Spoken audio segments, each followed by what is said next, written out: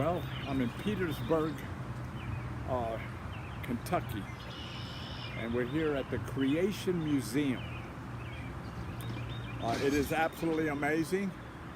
I brought Connie here for our 48th wedding anniversary, and then tomorrow we're going to the Ark.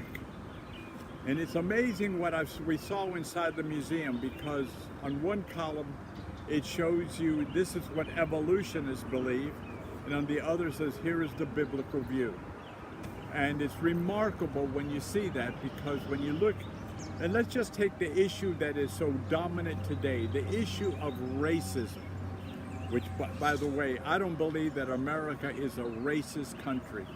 I believe that we've come a long ways. Were we at one time? Absolutely. And there's a reason that we ought to delve into that, to show some of the things that are happening today as a result of the sins of our fathers and our father's father and our father's father's father. The history that has brought about such a terrible lack of appreciation that all humanity is made in the image of God. And we don't judge people by the color of their skin. And I think that that was one thing that Martin Luther King said that was so impressive, that but it's not by the color of one's skin that we judge someone, but by the character, but the quality of their character. And I think that that's important. But here in creation, and let's just consider something that evolutionists, for example, teach that when someone is dark in skin color, that they're under a curse. So if you want to listen to that stuff, listen to it. But not me, because God created us all in His image, and He wants us to love one another and care for one another.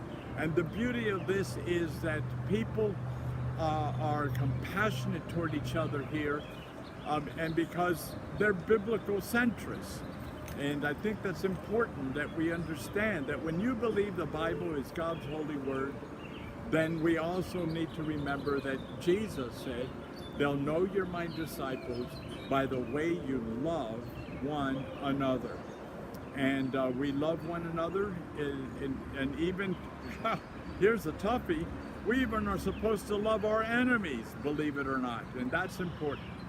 But in the beginning, God created the heavens and the earth, and that is good news. And His love was so great that after the fall of man, He paved a way for the redemption of man. And that redemption came through Christ and Christ alone, who lived among us, died on a cruel cross, was buried in a borrowed tomb, and on the third day He rose again.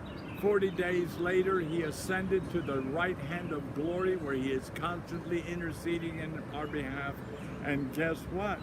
Good news is Jesus is coming again.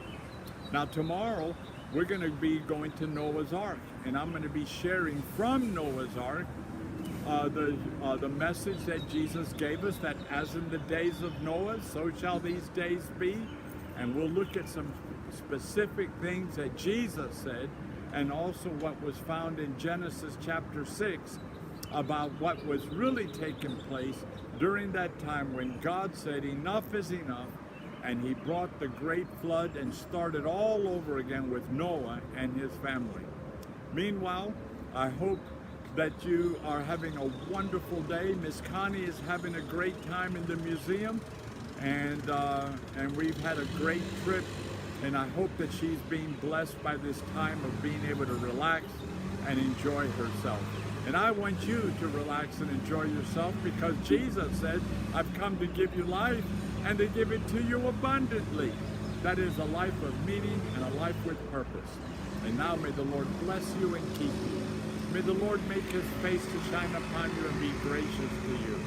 May the Lord lift up His countenance upon you. May He grant you peace, now and forevermore. Amen and amen.